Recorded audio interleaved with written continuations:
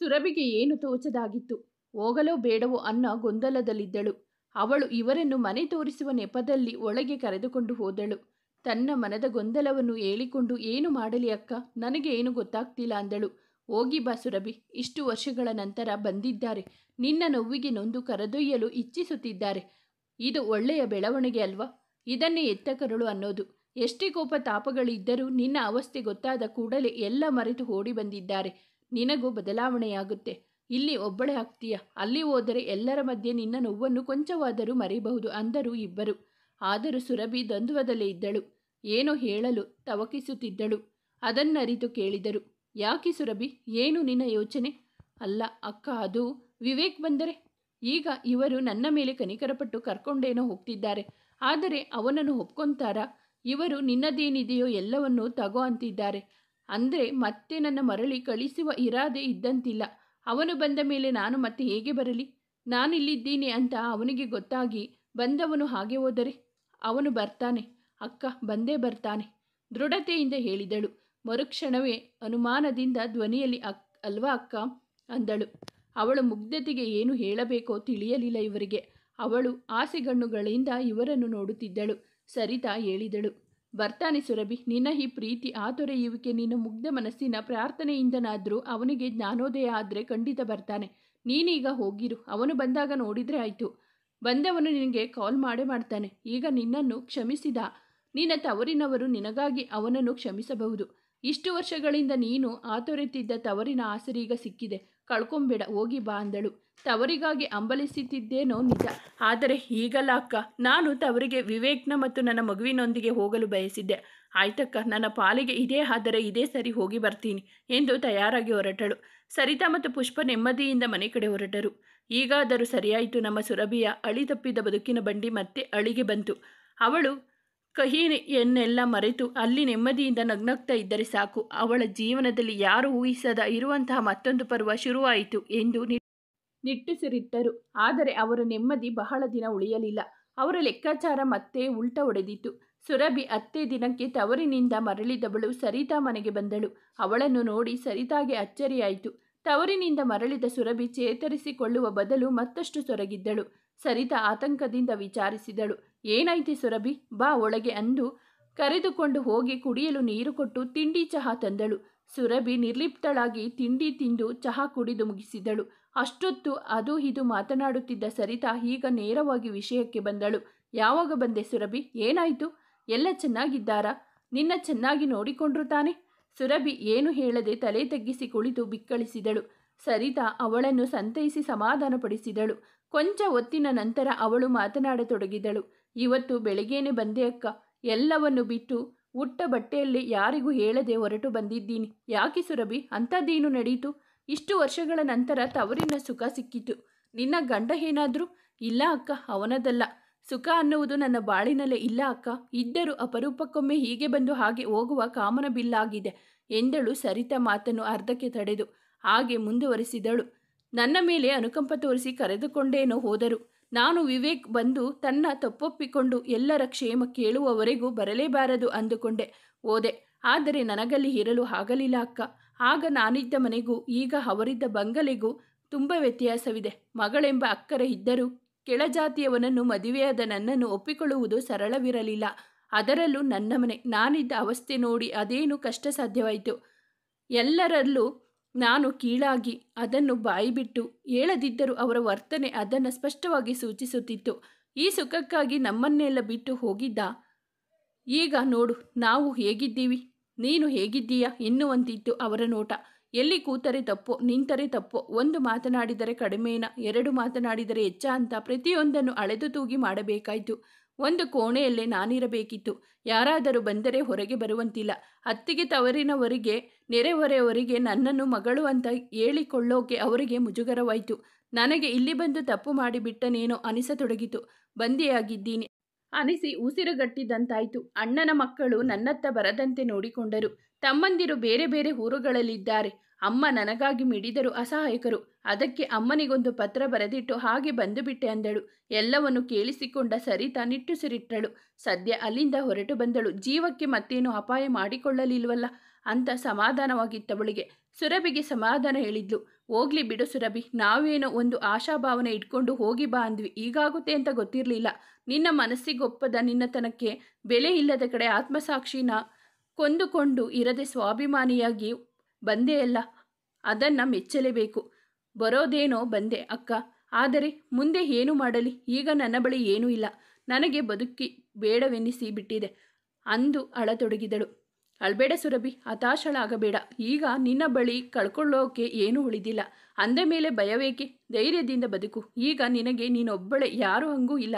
ನಿನಗೆ ಆಸರೆಯಾಗಿ ನೌಕರಿ ಇದೆ, ಮನೆ ಇದೆ, ಚೆನ್ನಾಗಿ ಬದುಕಿ ತೋರಿಸು. ಸಾಯೋ ಮಾತು ಮಾತ್ರ ಹಾಡಬೇಡ. ನಾನು ಪುಷ್ಪ ಯಾವತ್ತಿಗೂ ನಿನ್ನ ಬೆಂಬಲಕ್ಕೆ ಇದ್ದೀವಿ. ಅವರಿಗೆ ಕರೆ ಮಾಡಿ ವಿಷಯ ತಿಳಿಸಿದಳು. ಸಂಜೆಯ ವೇಳೆಗೆ ಪುಷ್ಪ ಬಂದಳು. ಇಬ್ಬರು ಸುರಭಿಗೆ ಧೈರ್ಯ ಹೇಳಿದರು. ಏನು ವಿಷಯ ಇರಲಿ, ನಮ್ಮೊಂದಿಗೆ ಹಂಚಿಕೋ, ಒಬ್ಬಳೇ ಕೊರಗಬೇಡ ಅಂದರು. ಸರಿತಾ ತನ್ನ ಕೆಲವು ಬಟ್ಟೆಗಳನ್ನು ಚೀಲಕ್ಕೆ ಹಾಕಿಕೊಂಡು ಮೂವರು ಸುರಭಿಯ ಮನೆಗೆ ಬಂದು ಮನೆಯನ್ನೊಮ್ಮೆ ಸ್ವಚ್ಛಗೊಳಿಸಿದರು. ಪುಷ್ಪ ಅಲ್ಲಿ ಹತ್ತಿರವಿದ್ದ ಅಂಗಡಿಯಿಂದ ಅಗತ್ಯವಾದ ಅಡುಗೆ ಸಾಮಾನುಗಳನ್ನು ತಂದಳು. ಅವಳಿಗೆ ಎಲ್ಲ ಜೋಡಿಸಿಟ್ಟುಕೊಟ್ಟು ಬೇರೆ ಬೇರೆ ವಿಷಯಗಳನ್ನು ಮಾತಾಡಿ ಅವಳ ಗಮನ ಬೇರೆ ಕಡೆ ಹರಿದು ಗೆಲುವಾಗುವಂತೆ ಮಾಡಿದರು. ಮತ್ತೆ ನಾಳೆ ಬರುವುದಾಗಿ ಹೇಳಿ ಹೋದರು. ಅವರು ಹೋದ ಮೇಲೆ ಸುರಭಿ ಮತ್ತೆ ವಿವೇಕ್ನನ್ನು ನೆನೆದು ಕಣ್ಣೀರು ಹಾಕಿದಳು. ಮರುದಿನ ಪುಷ್ಪಾಳು ತನ್ನ ಕೆಲವೊಂದು ಸೀರೆಗಳನ್ನು ತಂದಳು. ಸುರಭಿಯ ಹೊರಗೆ ಕರೆದುಕೊಂಡು ಹೋಗಿ ಸುತ್ತಾಡಿಸಿದರು. ಕೆಲವು ಹೊಸ ಬಟ್ಟೆಗಳನ್ನು ಕೊಡಿಸಿದರು. ಅದರ ಮರುದಿನ ಪುಷ್ಪ ಹೇಳಿದಂತೆ ಸರಿತಾ ಸುರಭಿನ ಕರೆದುಕೊಂಡು ಅವಳ ಮನೆಗೆ ಹೋದಳು. ಒಟ್ಟಿನಲ್ಲಿ ಅವಳು ಒಂಟಿಯಾಗದಂತೆ ಕೊರಗದಂತೆ ನೋಡಿಕೊಂಡರು. ಪುಷ್ಪ ಅವಳಿಗೆ ತನ್ನ ಹಳೆಯ ಮೊಬೈಲ್ನನ್ನು ಕೊಟ್ಟಳು. ಅವಳ ಡೈರಿಯಿಂದ ಮಯೂರ್ ನಂಬರ್ ಹುಡುಕಿ ಅವನಿಗೆ ಕರೆ ಮಾಡಿ ಸುರಭಿಯ ಹೊಸ ನಂಬರ್ ಕೊಟ್ಟು ಆಗಾಗ ಮಾತಾಡ್ತಾ ಇರು, ಆದರೆ ಬಂದು ಹೋಗು ಅಂದರು. ಅವಳು ತವರಿಗೆ ಹೋಗಿ ಬಂದಿದ್ದನ್ನು ಹೇಳಿದರು. ಹಾಗೆ ವಿದ್ಯಾಳಿಗೆ ಕರೆ ಮಾಡಿ ಸುರಭಿಯೊಡನೆ ಮಾತನಾಡಿಸಿದ್ದರು. ಇದೆಲ್ಲದರ ನಡುವೆಯೂ ಸುರಭಿಗೆ ವಿವೇಕ್ನ ನೆನಪು ಕಾಡುತ್ತಿತ್ತು. ಒಮ್ಮೆ ಹೀಗೆ ಮಾತಾಡ್ತಾ ಕುಳಿತಾಗ ಕೇಳಿದಳು. ಅಕ್ಕ, ಹುಟ್ಟಿನಿಂದಲೇ ಹೆಣ್ಣಿಗೆ ಎಲ್ಲ ಸದ್ಗುಣಗಳು ರಕ್ತಗತವಾಗಿ ಬಂದಿರುತ್ತವೆ. ಅವಳಿಗೆ ಯಾವುದನ್ನು ಕಲಿಸಬೇಕಿಲ್ಲ. ಆದರೂ ಪುರಾಣ ಶಾಸ್ತ್ರಗಳ ಕಾಲದಿಂದಲೂ ಎಲ್ಲ ಕಟ್ಟುಪಾಡುಗಳು, ನೀತಿ ನಿಯಮಗಳು ಹೆಣ್ಣಿಗೆ ಏಕೆ? ಅವಳು ಹೀಗೆ ಇರಬೇಕು ಅನ್ನೋದು ನಿರ್ಬಂಧನೆ. ಹೆಂಡತಿಯಾಗಿ ಅವಳಿಗೆ 6 ಸದ್ಗುಣಗಳಿರಬೇಕು ಅನ್ನೋ ನಿರೀಕ್ಷೆ ಯಾಕೆ? ಅವನಿಂದ ಓದದೇ ಇರೋ ಇಂಥವುಗಳು ಇದಾವೆ ಅನ್ನೋದು ಗೊತ್ತೇ ಇರೋಳು ಕೂಡ ಅವಳನ್ನು ಚೆನ್ನಾಗಿ ಪಾಲಿಸ್ತಾಳೆ. ಅಂದರೆ ಹೆಣ್ಣು ಇರೋದೇ ಹಾಗೆ. ಆದರೆ ಅಂಥ ಹೆಣ್ಣನ್ನು ಮದುವೆಯಾಗಿ ಹುಟ್ಟಿದ ಮನೆಯಿಂದ ತನ್ನ ಮನೆಗೆ ಕರೆದುಕೊಂಡು ಬರೋ ಗಂಡಿಗೆ ಯಾವ ನಿಯಮಗಳು ಇಲ್ಲ, ಕಟ್ಟುಪಾಡುಗಳು ಇಲ್ಲ. ಯಾಕೆ? ಅವನಿಗೆ ಹೀಗೆ ಇರಬೇಕು, ಹೆಂಡತಿಯನ್ನು ಹೀಗೆ ನೋಡಿಕೋಬೇಕು ಅನ್ನೋ ನೀತಿ ನಿಯಮಗಳು ಎಲ್ಲೂ ಇಲ್ಲ. ಯಾರೂ ಹೇಳಿಲ್ಲ ಅಂದಳು ಇಬ್ಬರನ್ನು ನೋಡುತ್ತಾ. ಅದಕ್ಕೆ ಸರಿತಾ ಹೇಳಿದಳು. ಇದೇ ಸುರಭಿ, ಧರ್ಮಶಾಸ್ತ್ರದಲ್ಲಿ ಸ್ತ್ರೀ ಹೇಗಿರಬೇಕು ಅನ್ನುವುದನ್ನೇ ಅಲ್ಲ, ಪುರುಷ ಹೇಗಿರಬೇಕು ಅನ್ನೋದನ್ನು ಹೇಳಿದ್ದಾರೆ. ಆದರೆ ಗಂಡು ದೈವವೆಂದರೆ ಅವು ಬರೀ ಶಾಸ್ತ್ರ ಗ್ರಂಥಗಳಲ್ಲೇ ಉಳಿದು ಹೋಗಿವೆ. ಎಷ್ಟೋ ಜನರಿಗೆ ಹೀಗೆ ಇದಾವೆ ಅನ್ನೋದು ಗೊತ್ತಿಲ್ಲ. ನೀನು ಹೇಳಿದ ಹಾಗೆ ಮದುವೆಯಾಗಿ ತನ್ನದೆಲ್ಲವನ್ನು ಬಿಟ್ಟು ಅವನ ಮನೆಯನ್ನು ಬೆಳಗಲು ಹೊರಟವಳಿಗೆ ಕಿವಿ ಮಾತು ಹೇಳುತ್ತಾರೆ. ಹಾಗೇನೆ ಅವನಿಗೂ ಇವನ್ನ ತಿಳಿಸಿ ಹೇಳುವಂತಿದ್ದರೆ ಎಷ್ಟು ಚೆನ್ನಾಗಿರ್ತಿತ್ತಲ್ವ? ಏನೋ ಅಕ್ಕ, ನಿಜವಾಗಲೂ ಇಂಥವುಗಳಿದ್ದು ಅವುಗಳನ್ನು ಪ್ರತಿ ಪುರುಷನು ಪಾಲಿಸಬೇಕು ಅನ್ನುವ ನಿಯಮವಿದ್ದರೆ ಎಷ್ಟು ಚೆನ್ನಾಗಿರುತ್ತಿತ್ತಲ್ವ? ನನಗಂತೂ ಪಾಲಿಗೆ ಬಂದಿದ್ದನ್ನು ಒಪ್ಪಿಕೊಂಡು ಹೋಗುವುದಷ್ಟೇ ಬದುಕಾಗಿದೆ. ಅದು ಬಿಟ್ಟು ನಾನು ಬಯಸಿದಂತೆ ಯಾವುದೂ ಸಿಕ್ಕಿಲ್ಲ. ಹೌದು ಸುರಭಿ, ಅದಕ್ಕೆ ಹೆಣ್ಣು ಪ್ರತಿಯೊಂದನ್ನು ಕೇಳಿಕೊಂಡು ಬರಬೇಕಂತೆ. ಒಳ್ಳೆಯ ಅಪ್ಪ ಅಮ್ಮ, ಒಳ್ಳೆಯ ಅಣ್ಣ ತಮ್ಮಂದಿರು, ಒಳ್ಳೆಯ ಅತ್ತೆ ಮಾವ, ಒಳ್ಳೆಯ ಭಾವ ಮೈದುನ, ಒಳ್ಳೆಯ ಮಕ್ಕಳು, ಇವರಲ್ಲಿ ಯಾರೊಬ್ಬರು ಸರಿಯಿಲ್ಲವೆಂದರೂ ಅದರ ಪರಿಣಾಮ ಎದುರಿಸಬೇಕಾದವಳು ಹೆಣ್ಣು ಅಂದಳು ಪುಷ್ಪ. ನಿಜ ಅಕ್ಕ, ಆದರೆ ಆ ಅದೃಷ್ಟ ಎಷ್ಟು ಜನಗಿರುತ್ತೆ? ಏನೋ ಸಿಕ್ಕಿದ್ದರಲ್ಲೇ ಸಂತೃಪ್ತಳಾಗಿದ್ದೆ. ಆದರೆ ಅದು ಆ ದೇವರಿಗೆ ಸಹಿಸಲಾಗಲಿಲ್ಲ. ಈಗ ಅವನಿಲ್ಲದ ಮನೆಯಲ್ಲಿ ನಾನು ಹೇಗಿರಲಿ? ಅವನು ಬೇಗ ಮರಳಿ ಬರಲಿ ಅಂತ ಕಾಯ್ತಿದ್ದೀನಿ. ಬರ್ತಾನಲ್ವ ಅಕ್ಕ? ಸರಿತಾಗೆ ಅವಳ ಅಮಾಯಕತೆಗೆ ಮರುಕವಾಯಿತು. ಇವಳ ಜಾಗದಲ್ಲಿ ಬೇರೆ ಯಾರೇ ಇದ್ದರೂ ಮತ್ತೆ ಗಂಡನ ಮುಖ ನೋಡಲು ಇಷ್ಟಪಡುತ್ತಿರಲಿಲ್ಲ. ಪೊಲೀಸ್ ಕಂಪ್ಲೇಂಟ್ ಕೂಡ ಕೊಡ್ತಿದ್ರೋ ಏನೋ. ಆದರಿವಳು ತನ್ನ ಗಂಡ ಯಾವಾಗ ಬರ್ತಾನೆ ಅಂತ ಕಾಯ್ತಿದ್ದಾಳೆ. ಅವನು ಬೇಗ ಬರಲಿ ಅಂತ ಹಾತೊರೆಯುತ್ತಿದ್ದಾಳೆ ಅನಿಸಿ ಹೇಳಿದಳು. ಬರಬಹುದು ಸುರಭಿ, ಅದು ಬರೀ ಆಕರ್ಷಣೆ.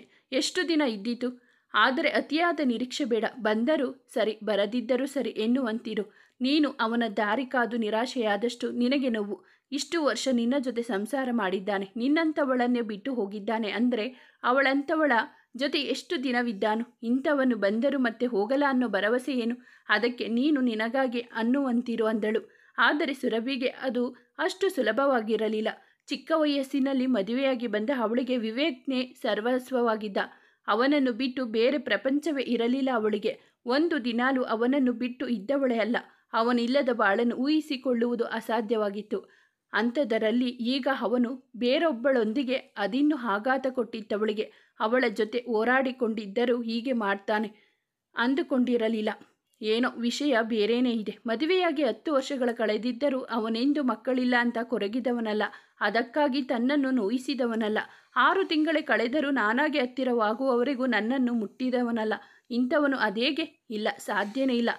ಇಂಥದ್ದೆಲ್ಲ ನಾಳೆ ಅವನು ಬಂದೇ ಬರ್ತಾನೆ ಅನ್ನೋ ಆಶಾ ಭಾವನೆಯಿಂದ ಅವನ ದಾರಿ ಕಾಯುವುದು ಅವಳ ದಿನಚರಿಯಲ್ಲೊಂದಾಗಿತ್ತು. ಸರಿತಾ ಮತ್ತು ಪುಷ್ಪ ಅವಳು ಮತ್ತೆ ಖಿನ್ನತೆಗೆ ಜಾರದಂತೆ ತುಂಬ ಕಾಳಜಿ ವಹಿಸಿದರು. ಅವಳನ್ನು ಅದರಿಂದ ಹೊರತರಲು ಹರಸಾಹಸಪಟ್ಟರು. ಯಾವ ಮಾತನ್ನು ಶುರು ಮಾಡಿದರೂ ವಿವೇಕ್ನ ವಿಷಯಕ್ಕೆ ತಂದು ನಿಲ್ಲಿಸುತ್ತಿದ್ದಳು. ಅಂಥ ಯಾವ ಸಂಭ್ರಮವನ್ನು ಅವನು ನೀಡದಿದ್ದರೂ ಅದನ್ನು ಸಂಭ್ರಮ ಎನ್ನುವಂತೆ ಹೇಳುತ್ತಿದ್ದಳು. ಅಷ್ಟೊಂದು ಪ್ರೀತಿಸೋಳು. ಬಂದೇ ಬರ್ತಾನೆ ಅನ್ನೋ ನಂಬಿಕೆ ಇರೋಳು. ಲವಲವಿಕೆಯಿಂದಿದ್ದು ಅವನ ದಾರಿ ಕಾಯಿ. ಅದರ ಬಿಟ್ಟು ಕೊರಗೋದು ಯಾತಕ್ಕಾಗಿ ಅಂತ ಹೇಳಿ ಅಂತ ಅವಳನ್ನು ಮೊದಲ ಸುರಭಿಯಾಗಿ ಅವರ ಸತತ ಪ್ರಯತ್ನದಿಂದ ಮತ್ತೆ ಮೊದಲಿನಂತಾದಳು. ಗಂಡನನ್ನು ಮರೆಯಲೆತ್ನಿಸಿದಳು. ಈಗೀಗ ಅವನ ಹೆಸರನ್ನು ಎತ್ತುತ್ತಿರಲಿಲ್ಲ. ಆಫೀಸ್ನ ಕೆಲಸಗಳನ್ನು ಮತ್ತಷ್ಟು ಮುತುವರ್ಜಿಯಿಂದ ಮಾಡತೊಡಗಿದ್ದಳು. ಪುಟ್ಟ ಮಕ್ಕಳನ್ನು ತಾಯಿಯಂತೆ ಓಲೈಸಿ ಆರೈಕೆ ಮಾಡಿದಳು. ಸುರಭಿಯ ಈ ಬದಲಾವಣೆ ಇಬ್ಬರಲ್ಲೂ ಸಮಾಧಾನ ತಂದಿತು. ಸುರಭಿಯ ಬದುಕಿನ ಬಂಡಿ ಮತ್ತೆ ಒಂದು ಅಳೆಗೆ ಬಂದು ಅಂತ ನಿಟ್ಟುಸಿರಿಡುವಾಗಲೇ ಸುರಭಿ ಮತ್ತೊಂದು ಸುದ್ದಿಯನ್ನು ಹೊತ್ತು ತಂದಳು. ಇಂದಿನ ರಾತ್ರಿ ವಿವೇಕ್ ಮನೆಗೆ ಬಂದಿದ್ದ. ಅದನ್ನವಳು ಮೊದಲು ಸರಿತಾಗಿ ಹೇಳಿದಳು. ಅವಳಿಗೆ ಒಂದು ಸಲ ಶಾಕ್ ಆಯಿತು. ಸುರಭಿಯನ್ನು ದಿಟ್ಟಿಸಿದಳು. ಅವಳ ಅಭಿಪ್ರಾಯ ತಿಳಿಯುವುದು ಮುಖ್ಯವಾಗಿತ್ತವಳಿಗೆ. ಅವನ ಮರಳುವಿಕೆಯಿಂದ ಸುರಭಿ ಸಂತಸದಿಂದಿದ್ದಾಳ, ಬೇಜಾರಾಗಿದ್ದಾಳ, ಇಲ್ಲ ಕೋಪಗೊಂಡಿದ್ದಾಳ ಅಂತಾನೆ ತಿಳಿಯಲಿಲ್ಲ ಅವಳಿಗೆ. ಸುರಭಿಯ ಮುಖದಲ್ಲಿ ಯಾವ ಭಾವನೆಯೂ ಇರದೆ ನಿರ್ಲಿಪ್ತವಾಗಿದ್ದಳು. ಸರಿತಾಗಿ ಏನೂ ಅರ್ಥವಾಗದೆ ಅವಳನ್ನೇ ಕೇಳಿದಳು.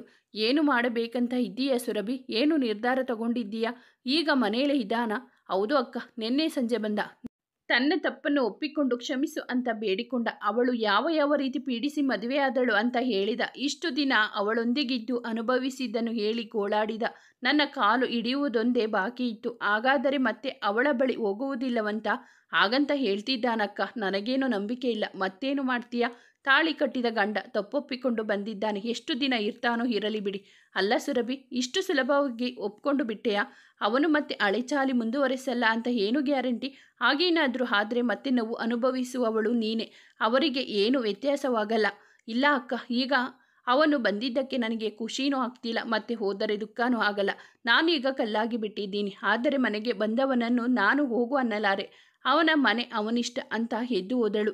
ಸರಿತಾ ಮತ್ತೇನೋ ಹೇಳಬೇಕು ಅಂದುಕೊಂಡವಳು ಸುಮ್ಮನಾದಳು. ಸುರಭಿಯ ಬಗ್ಗೆ ಅನುಕಂಪ ಪಡಬೇಕೋ ಹೆಮ್ಮೆ ಪಡಬೇಕೋ ಗೊತ್ತಾಗಲಿಲ್ಲ ಅವಳಿಗೆ. ಅಂಥ ಗಂಡನನ್ನು ಯಾವುದೇ ತಕರಾರಿಲ್ಲದೆ ಸ್ವೀಕರಿಸಿದ್ದಾಳಲ್ಲ, ಬಲೆ. ಇದು ಯಾರಿಂದಲೂ ಸಾಧ್ಯವಿಲ್ಲ, ನನ್ನನ್ನು ಸೇರಿಸಿ. ಇದರಲ್ಲಿ ಅವಳ ಗಂಡನಿಗೆ ಇದೇ ಬುದ್ಧಿ ಮುಂದುವರೆದು ಅವಳನ್ನು ಚೆನ್ನಾಗಿ ನೋಡಿಕೊಂಡು ಅವಳ ಬಾಳ ಪಯಣದ ಮುಂದಿನ ಹಾದಿಯಾದರೂ ಹೂವಿನಂತಾಗಿರಲಿ. ಅಷ್ಟಾದರೆ ಸಾಕು. ನಾನು ಮತ್ತೆ ಇಲ್ಲದೆ ಇರುವುದನ್ನು ಅವಳ ತಲೆಗೆ ತುಂಬೋದು ಬೇಡ. ಅವಳ ಒಪ್ಪಿಕೊಂಡಿರುವ ನಮ್ಮದೇನು ಅಂದುಕೊಂಡು ಮುಂದಿನ ಕೆಲಸದ ಕಡೆ ಗಮನ ಕೊಟ್ಟಳು. ನಿಜವಾಗಿಯೂ ಸುರಭಿಯ ಬದುಕು ಹೂವಿನ ಹಾದಿಯಾಗುವ ಎಲ್ಲ ಸೂಚನೆಯೂ ಕಾಣತೊಡಗಿತು. ವಿವೇಕ್ ಈಗ ಅವಳನ್ನು ತುಂಬ ಚೆನ್ನಾಗಿ ನೋಡಿಕೊಳ್ಳತೊಡಗಿದ. ಅವಳನ್ನು ಖುಷಿಯಾಗಿ ಇಡಲು ಪ್ರಯತ್ನಿಸುತ್ತಿದ್ದ. ಹಿಂದೆಂದು ತೋರದಷ್ಟು ಪ್ರೀತಿ ತೋರಿಸತೊಡಗಿದ. ಅದು ಸುರಭಿಯ ಮುಖದಲ್ಲಿ ಕಾಣತೊಡಗಿತು. ಅವಳ ನಿರ್ಲಿಪ್ತತೆ, ನಿರಾಶಾಭಾವ ಮಾಯವಾಗಿ ಜೀವ ಬಂತು. ಕಳೆದು ಹೋಗಿದ್ದ ಸುರಭಿ ಮತ್ತೆ ಮರಳಿದ್ದಳು. ನೋಡ್ದೆಯ ಸರಿತಾ, ನಾವು ಇಷ್ಟು ದಿನ ಕಷ್ಟಪಟ್ಟರೂ ಮಾಡೋಕ್ಕಾಗದೇ ಇರೋದನ್ನು ವಿವೇಕು ಕೆಲವೇ ದಿನಗಳಲ್ಲಿ ಮಾಡಿಬಿಟ್ಟ. ಹೇಗೆ ನಳನಳಿಸ್ತಾ ಇದ್ದಾಳೆ ನೋಡು. ಅದೆಷ್ಟು ಪ್ರೀತಿನೇ ನಿನಗೆ ಗಂಡನ ಮೇಲೆ ಅಂತ ಅವಳನ್ನು ರೇಗಿಸಿದರು. ಅವಳ ಈ ಬದಲಾವಣೆ ಅವರಲ್ಲಿ ನೆಮ್ಮದಿ ತಂದಿದ್ದರೂ ಮನಸ್ಸಿನ ಒಂದು ಮೂಲೆಯಲ್ಲಿ ಮತ್ತೆ ಅವಳಿಗೆ ಆಘಾತವಾಗದಿರಲಿ ಅನ್ನೋ ಆತಂಕವಿತ್ತು. ವಿವೇಕ್ ಆಗಾಗ ಲಿಲ್ಲಿ ಮನೆಗೆ ಹೋಗಿ ಬರುತ್ತಿದ್ದರೂ ಅದನ್ನು ಅವಳಿಂದ ಮುಚ್ಚಿಟ್ಟಿರಲಿಲ್ಲ. ಅದು ತನಗೆ ಅನಿವಾರ್ಯ ಅಂತ ಹೇಳಿದ. ಸುರಭಿ ಅದನ್ನು ಒಪ್ಪಿಕೊಂಡಳು. ಬಂದದ್ದನ್ನೆಲ್ಲ ಸಮಚಿತ್ತದಿಂದ ಸ್ವೀಕರಿಸಿ ಎದುರಿಸುವುದನ್ನು ಸರಿತಾ, ಪುಷ್ಪ ಅವಳಿಗೆ ಹೇಳಿಕೊಟ್ಟಿದ್ದರು. ಅದರಂತೆ ಮುಂದುವರೆದಳು. ದಿನಾವೂ ಸರಿತಾ ಮತ್ತು ಪುಷ್ಪಾಗೆ ವಿವೇಕ್ ತನಗೆ ಹೇಳಿದ್ದನ್ನು ಹೇಳಿ ನಗಿಸುತ್ತಿದ್ದಳು. ಈ ಎಲ್ಲ ಬದಲಾವಣೆ ಅವಳ ಬಾಳಿನಲ್ಲಿ ಮಹತ್ತರವಾದ ಬದಲಾವಣೆಗೆ ತಂದಿತು. ಸುರಭಿ ಗರ್ಭಿಣಿಯಾದಳು. ಈಗಂತೂ ವಿವೇಕ್ ಅವಳನ್ನು ಜೋಪಾನವಾಗಿ ನೋಡಿಕೊಳ್ಳತೊಡಗಿದ. ಕಳೆದೆರಡು ಬಾರಿ ಆದ ಅಚಾತುರ್ಯದಿಂದ ಅವಳು ಪಟ್ಟ ನೋವನ್ನು ಕಣ್ಣಾರೆ ಕಂಡಿದ್ದ. ಅವನು ಮತ್ತೆ ಆಗಾಗದಂತೆ ಎಚ್ಚರ ವಹಿಸಿದ. ವೈದ್ಯರ ಸೂಚನೆಯನ್ನು ತಪ್ಪದೆ ಪಾಲಿಸಿದ. ಶ್ರಮವಾಗುತ್ತೆಂತೆಂದು ಕೆಲಸಕ್ಕೆ ಹೋಗುವುದನ್ನು ಬಿಡಿಸಿದ.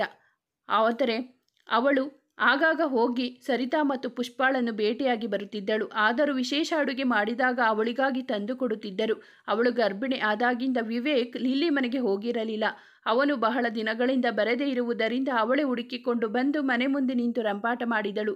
ನೀನು ಮನೆಗೆ ಬರದೇ ಹೋದರೆ ಇಲ್ಲೇ ಬಂದು ನಿನ್ನ ಕಣ್ಣೆದುರಿಗೆ ವಿಷ ಕುಡಿದು ಸಾಯುವುದಾಗಿ ಬೆದರಿಕೆ ಹಾಕಿ ಹೋದಳು.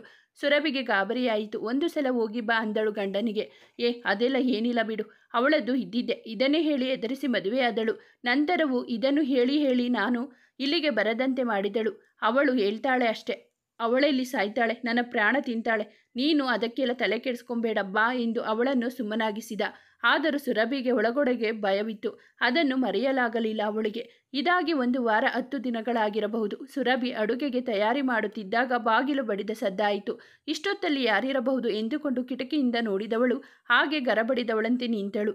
ಅವಳಿಗೆ ನಂಬಲೇ ಆಗಲಿಲ್ಲ. ಬಾಗಿಲಲ್ಲಿ ಮಯೂರ್ ಮತ್ತು ಅವಳ ಅತ್ತೆ ಮಾವ ನಿಂತಿದ್ದರು. ಮಯೂರ್ ಕರೆದಾಗ ಎಚ್ಚೆತ್ತು ಲಘುಬಗೆಯಿಂದ ಬಾಗಿಲು ತೆಗೆದಳು. ಬನ್ನಿ, ಒಳಗೆ ಬನ್ನಿ, ಹೇಗಿದ್ದೀರಾ ಎನ್ನುತ್ತಾ ಅತ್ತೆ ಮಾವನ ಕಾಲಿಗೆ ನಮಸ್ಕರಿಸಿದಳು. ಅವಳ ಮಾವ ಬಾಗುವುದನ್ನು ತಡೆದು ಚೆನ್ನಾಗಿರಮ್ಮ ಎಂದು ಅವಳ ತಲೆ ಮೇಲೆ ಕೈಯಿಟ್ಟು ಹೇಳಿದರು. ಅವಳ ಅತ್ತೆ ಏನೂ ಹೇಳಲಿಲ್ಲ. ಅವರನ್ನು ನೋಡಿ ತಲೆ ತಗ್ಗಿಸಿ ಮೆಲುಧ್ವನಿಯಲ್ಲಿ ಬನ್ನಿ ಕೂತ್ಕೊಳ್ಳಿ ಎಂದಳು. ಸುರಭಿ ಹೇಗಿದ್ದೀಯಮ್ಮ ಅಂದರು ಅವಳ ಅತ್ತೆ. ಸುರಭಿ ಆಶ್ಚರ್ಯದಿಂದ ಕತ್ತೆತ್ತಿ ಅವರನ್ನು ನೋಡಿದಳು. ಅವರು ಅವಳ ಹೆಸರು ಹಿಡಿದು ಕರೆದಿದ್ದೇ ಮೊದಲ ಸಲ. ಅದು ಹೇಗಿದ್ದೀಯಮ್ಮ ಅನ್ನೋ ಮೃದು ಮಾತು. ಅವಳ ಮೊಗ ಊರಗಲವಾಯಿತು. ಚೆನ್ನಾಗಿದ್ದೀನಿ ಅಮ್ಮ, ಬನ್ನಿ ಕೂತ್ಕೊಳ್ಳಿ, ಚಹಾ ಮಾಡ್ತೀನಿ. ಅದೆಲ್ಲ ಏನೂ ಬೇಡಮ್ಮ, ಈಗಷ್ಟೇ ಇವನ ಮನೆಯಲ್ಲಿ ಎಲ್ಲ ಮುಗಿಸಿಕೊಂಡು ಬಂದ್ವಿ. ಈ ಸಾರಿ ನಿಂಗೇನು ತೊಂದರೆ ಆಗಿಲ್ಲ ತಾನೆ? ಆರೋಗ್ಯವಾಗಿದ್ದೀಯಾ? ಸಮಯಕ್ಕೆ ಸರಿಯಾಗಿ ತೋರಿಸ್ಕೊಂತಿದ್ದೀಯಾ? ಹೌದು ಅಮ್ಮ, ಚೆನ್ನಾಗಿದ್ದೀನಿ, ಏನೂ ತೊಂದರೆ ಇಲ್ಲ ಅನ್ನುತ್ತಾ ನೋಡಿದಳು. ಅವನು ಅವಳ ಬಳಿ ಬಂದು ಹೇಗಿದ್ದೀರಿ ಅತ್ತೆ, ಈ ವಾರ ಆಸ್ಪತ್ರೆಗೆ ಹೋಗುವುದಿತ್ತಲ್ಲ, ಹೋಗಿ ಬಂದ್ರಾ ಎನ್ನುತ್ತಾ ಅವಳನ್ನು ಆಲಿಂಗಿಸಿಕೊಂಡ. ಚೆನ್ನಾಗಿದ್ದೀನಿ ಕಣೋ, ಹೋಗಿದ್ವಿ ಎಂದಳು. ಕ್ಷಮಿಸಿ ಅತ್ತೆ, ತುಂಬ ದಿನಗಳಿಂದ ಬರೋಕೆ ಆಗಲಿಲ್ಲ. ಸುರಭಿ ನಕ್ಕು ಅವಳ ಕೆನ್ನೆ ಸವರಿ, ಇರ್ಲಿ ಬಿಡು, ನಿನ್ನ ಕೆಲಸನೇ ಆಗಿದೆಯಲ್ಲ. ಅಪ್ಪ ತೇಜಸ್ ಹೇಗಿದ್ದಾರೆ ಎಂದು ಕೇಳಿದಳು. ಚೆನ್ನಾಗಿದ್ದಾರೆ ಅತ್ತೆ, ಅಪ್ಪ ಮುಂದಿನ ವಾರ ರಿಟೈರ್ಡ್ ಆಗಿ ಊರಿಗೆ ಬರುತ್ತಿದ್ದಾರೆ. ತೇಜಸ್ ಈ ತಿಂಗಳೊಳಗೆ ಬರ್ತಾನೆ. ಮುಂದಿನ ತಿಂಗಳು ಮದುವೆ ಅತ್ತೆ, ನೀವೇ ಮುಂದೆ ನಿಂತು ನಡೆಸಿಕೊಡಬೇಕು. ನನಗೆ ನೀವೇ ಎಲ್ಲ. ಆಯಿತು ಕಣೋ, ತುಂಬ ಖುಷಿಯಾಯಿತು. ಆದರೆ ನಾನೊಬ್ಬಳೇ ಬರಲ್ಲ, ನಿನ್ನ ಮಾವನು ಬಂದರೆ. ಅತ್ತೆ ಕ್ಷಮಿಸಿ, ನೀವೊಬ್ಬರೇ ಅಲ್ಲ, ಇಬ್ಬರು ನಿಂತು ನಡೆಸಿಕೊಡಬೇಕು ಅಂದ. ಅವಳು ಕಣ್ಣಲ್ಲಿ ನೀರು ತುಂಬಿಕೊಂಡು ಅವನ ಎದೆಗೊರಗಿ ಅವಳನ್ನು ತಬ್ಬಿಕೊಂಡ. ಅವನ ಕಣ್ಣಲ್ಲೂ ನೀರಿತ್ತು. ಸುರಭಿ, ವಿವೇಕ್ ಎಷ್ಟು ಹೊತ್ತಿಗೆ ಬರ್ತಾನಮ್ಮ ಅಂದರು ಅವರ ಮಾವ.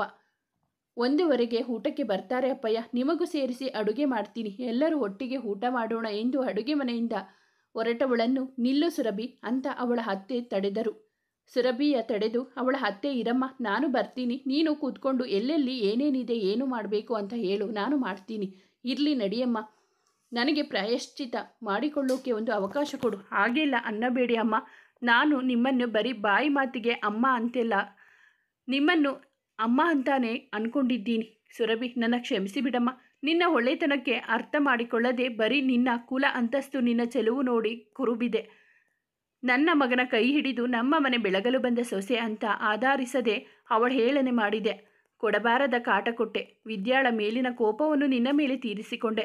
ಆದರೂ ನೀನು ಅದೆಷ್ಟು ಸಹನೆಯಿಂದ ಇದ್ದೆ, ನಮ್ಮನ್ನು ಎಷ್ಟು ಅಕ್ಕರೆಯಾಗಿ ನೋಡಿಕೊಂಡೆ. ನನಗೀಗ ನನ್ನ ತಪ್ಪಿನ ಅರಿವಾಗಿದೆಯಮ್ಮ. ಮೊನ್ನೆ ಮಯೂರ್ ಬಂದಾಗ ನಿನಗಾದ ಅನ್ಯಾಯ, ನೀನು ಕಷ್ಟಪಟ್ಟಿದ್ದನ್ನೆಲ್ಲ ಹೇಳಿದ. ನೀನು ಅವರನ್ನು ಎಷ್ಟು ಚೆನ್ನಾಗಿ ಅವರ ತಾಯಿಯಾಗೆ ನೋಡಿಕೊಂಡೆ. ಇವತ್ತು ಅವರು ಅವರ ತಾಯಿಗಿಂತಾನು ಹೆಚ್ಚಾಗಿ ನಿನ್ನ ನೋಡಿಕೊಳ್ಳುತ್ತಾರೆ. ನೀನು ನನ್ನ ಮೇಲಿನ ಸಿಟ್ಟನ್ನು ಈ ಮಕ್ಕಳ ಮೇಲೆ ತೀರಿಸಿಕೊಳ್ಳಬಹುದಿತ್ತು. ಆದರೆ ನಿನ್ನದು ಬಹುದೊಡ್ಡ ವ್ಯಕ್ತಿತ್ವವಮ್ಮ. ವಿದ್ಯಾ ತನ್ನ ಮುದ್ದಾದ ಮಕ್ಕಳೊಂದಿಗೆ ಮನೆಗೆ ಬಂದು ಹೋಗ್ತಾಳೆ. ಅವರನ್ನು ನೋಡಿದಾಗ ಎಲ್ಲ ಸರಿ ಇದ್ದಿದ್ದರೆ ಇಷ್ಟೊತ್ತಿಗೆ ನಿನ್ನ ಮಕ್ಕಳು ಹೀಗೆ ಇರ್ತಿದ್ರಲ್ಲ ಅನಿಸಿತು. ನಿನಗೆ 2 ಬಾರಿ ಗರ್ಭಪಾತವಾದಾಗಲೂ ನಾನು ಮಿಡಿಯಲಿಲ್ಲ, ನಿನ್ನ ಆರೈಕೆ ಮಾಡಲಿಲ್ಲ.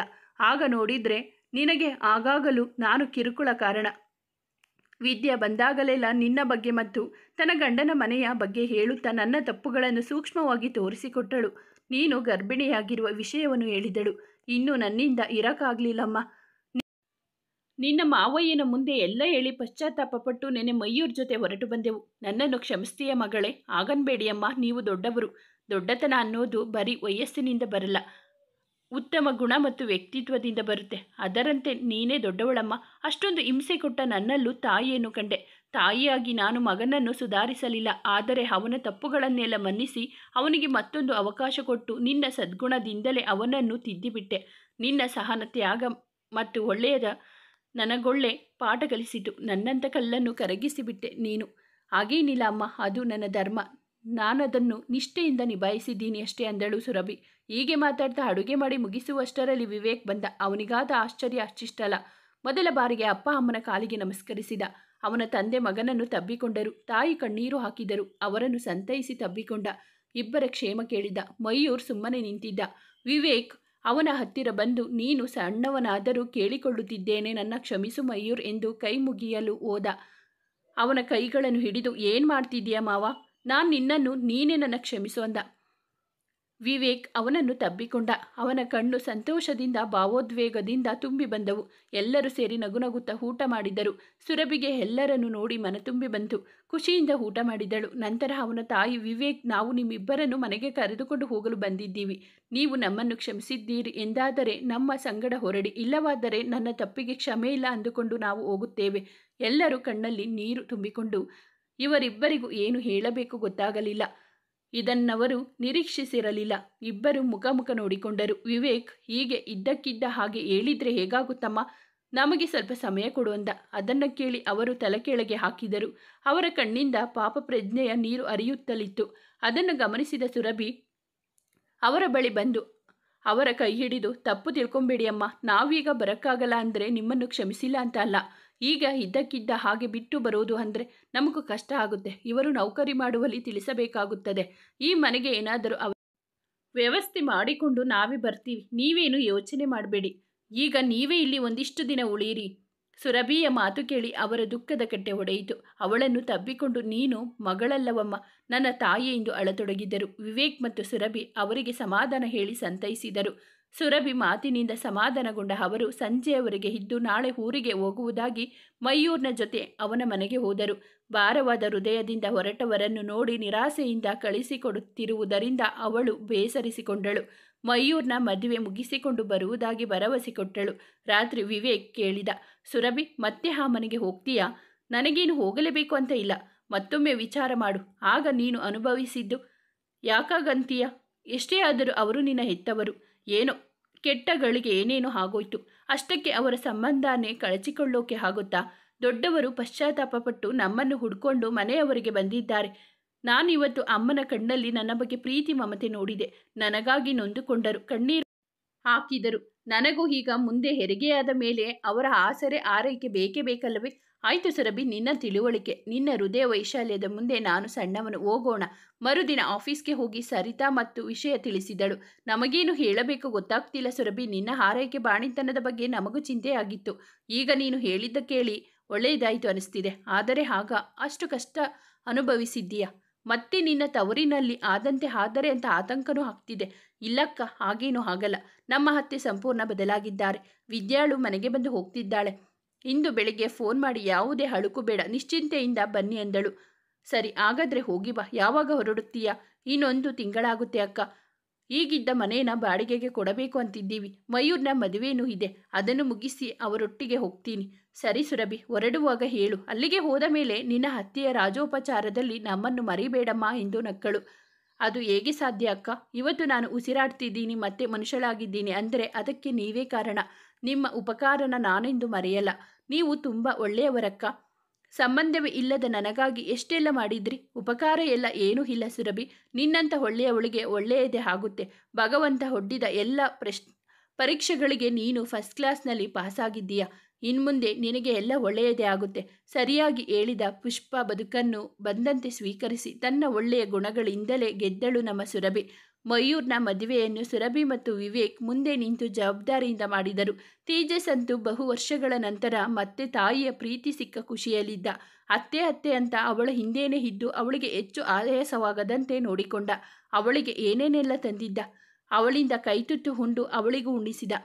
ವಿವೇಕ್ನ ಅಕ್ಕನ ಗಂಡ ಅವಳ ಬಾಳು ಸರಿಯಾದುದನ್ನು ನೋಡಿ ಸಂತಸಪಟ್ಟರು. ಮಯೂರ್ ಅವರಿಗೆ ಒಂದೆರಡು ರೇಷ್ಮೆ ಸೀರೆ ಮತ್ತು ಚಿನ್ನದ ಬಳೆಗಳನ್ನು ಮತ್ತು ಮಾವನಿಗೆ ರೇಷ್ಮೆ ಪಂಚೆ ಶರ್ಟು ಚಿನ್ನದ ಉಂಗುರ ಮಾಡಿಸಿಕೊಟ್ಟ. ಅವರೆಲ್ಲರ ಪ್ರೀತಿಗೆ ಸುರಭಿಗೆ ಹೃದಯ ತುಂಬಿ ಬಂತು.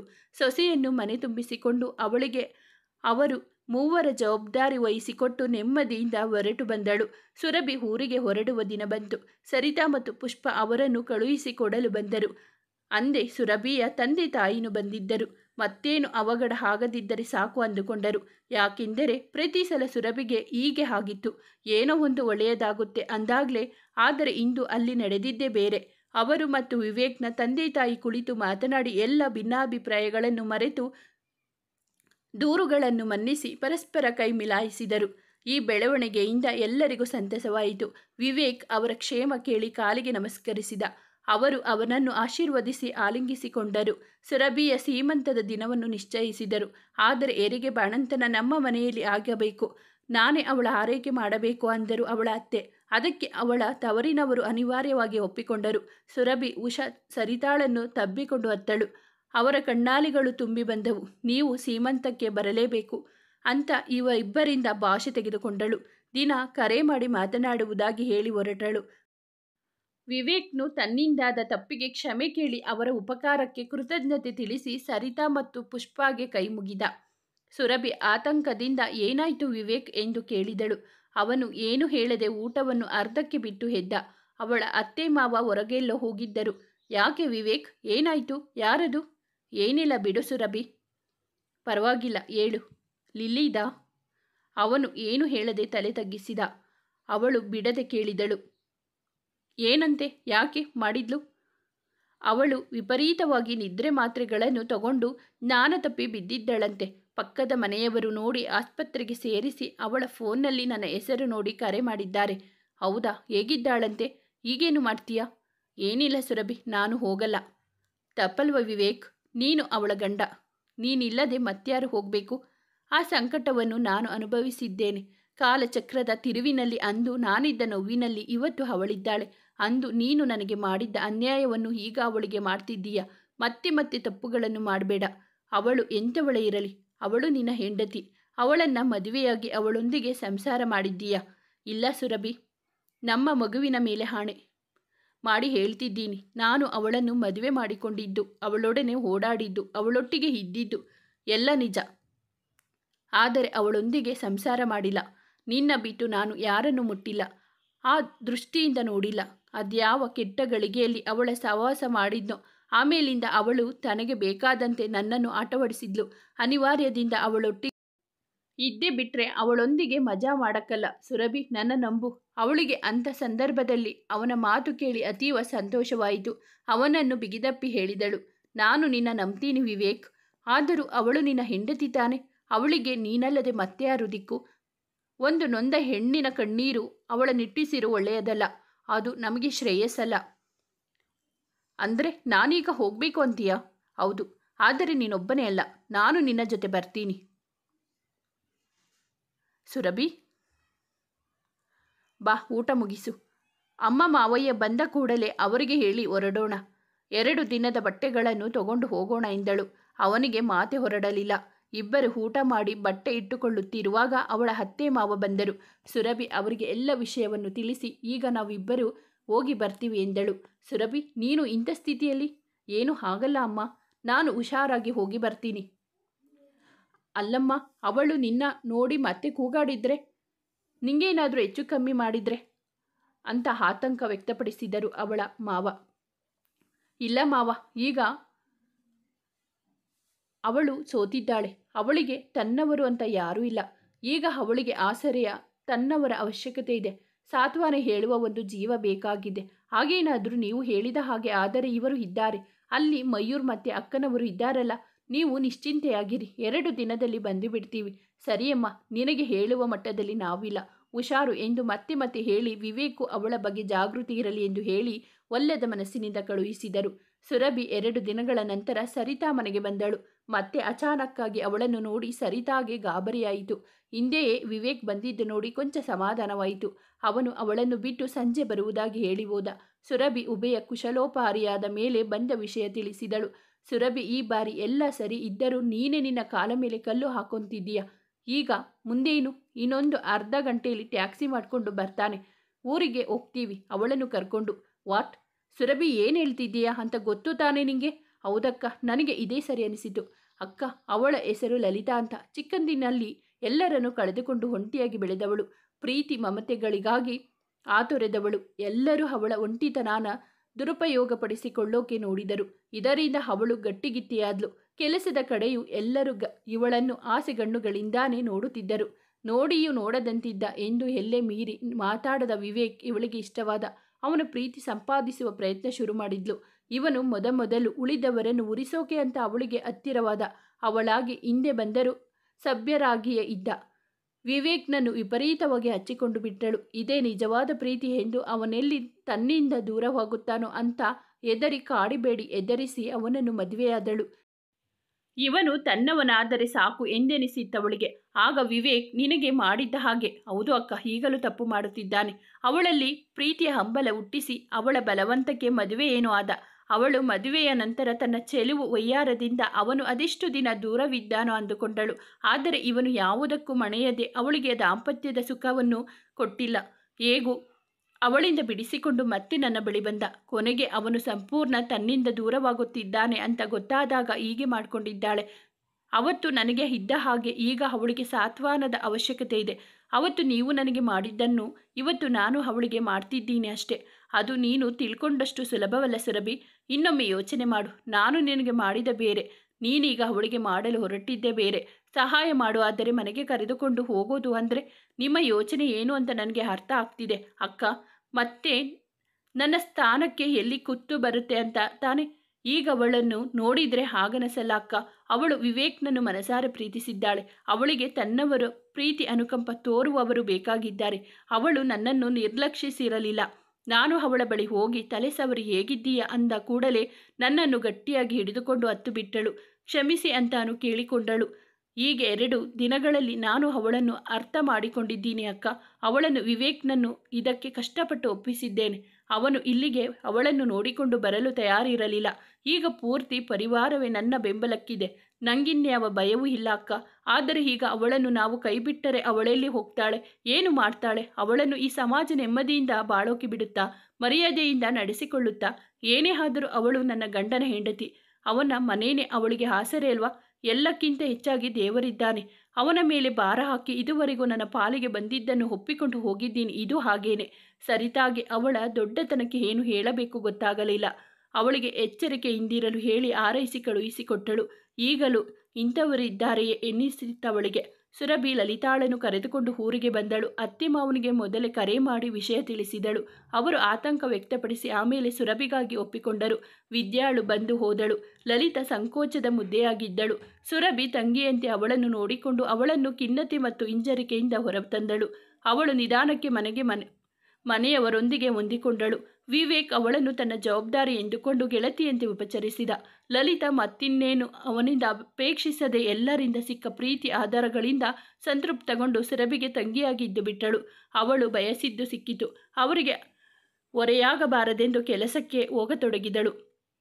ಎಲ್ಲರೂ ಸೇರಿ ಸುರಭಿಯ ಸೀಮಂತವನ್ನು ಅದ್ದೂರಿಯಾಗಿ ನೆರವೇರಿಸಿದರು. ಲಲಿತಾ ಅವಳನ್ನು ಅಕ್ಕರಸ್ತೆಯಿಂದ ತಾನೇ ಅಲಂಕರಿಸಿ ತಯಾರು ಮಾಡಿದಳು. ಮಯೂರ್ ಪತ್ನಿ ತೇಜಸ್ ಮತ್ತು ತಂದೆಯೊಡನೆ ಬಂದು ಕಾರ್ಯಕ್ರಮದ ಉಸ್ತುವಾರಿ ನೋಡಿಕೊಂಡ ಸುರಭಿಯ ತವರು ಬಳಗದವರೆಲ್ಲರೂ ಬಂದರು. ಸರಿತಾ ಮತ್ತು ಪುಷ್ಪಾಳು ಬಂದು ಅವಳ ಸಂತೋಷದಿಂದ ಪಾಲ್ಗೊಂಡರು. ವಿದ್ಯಾಳ ಮನೆಯವರೆಲ್ಲರೂ ಬಂದರು. ಅಂದು ಸುರಭಿ ಎಲ್ಲರಿಗೂ ದೇವತೆಯಂತೆ ಕಂಡಳು. ದಿನ ಕಳೆದಂತೆ ಎಲ್ಲರ ಆರೈಕೆ ಪ್ರೀತಿಯಿಂದ ಮಿಂದೆದ್ದ ಸುರಭಿ ಮುದ್ದಾದ ಗಂಡು ಮಗುವಿಗೆ ಜನ್ಮ ನೀಡಿದಳು. ಎಲ್ಲರ ಸಂಭ್ರಮ ಏಳತೀರದಾಗಿತ್ತು. ವಿವೇಕ್ ಸರಿತಾಗೆ ಕರೆ ಮಾಡಿ ವಿಷಯ ತಿಳಿಸಿದ. ಅವನಿಗೆ ಅಭಿನಂದಿಸಿ ಫೋನ್ ಇಟ್ಟ ಸರಿತಾ ಅದುವರೆಗೂ ಬರೆದಿದ್ದ ಸುರಭಿಯ ಕಥೆಯಂತೂ ಸುಖಾಂತ್ಯವಾಯಿತು ಎಂದು ನೆಮ್ಮದಿಯಿಂದ ಪೂರ್ಣ ವಿರಾಮವಿಟ್ಟಳು. ಸ್ನೇಹಿತರೆ, ಈ ಕಥೆ ನಿಮಗೆ ಇಷ್ಟವಾದರೆ ದಯವಿಟ್ಟು ಒಂದು ಲೈಕ್ ಮಾಡಿ, ನಮ್ಮ ಚಾನಲ್ನ ಸಬ್ಸ್ಕ್ರೈಬ್ ಆಗಿ, ನಿಮ್ಮ ಫ್ರೆಂಡ್ಸ್ ಆ್ಯಂಡ್ ಫ್ಯಾಮಿಲಿಗೆ ಈ ಕಥೆಯನ್ನು ಶೇರ್ ಮಾಡಿ, ನಿಮ್ಮ ಅನಿಸಿಕೆ ಅಭಿಪ್ರಾಯವನ್ನು ಕಾಮೆಂಟಲ್ಲಿ ತಿಳಿಸಿ. ಕಥೆಯನ್ನು ಕೇಳಿದ್ದಕ್ಕಾಗಿ ಧನ್ಯವಾದಗಳು.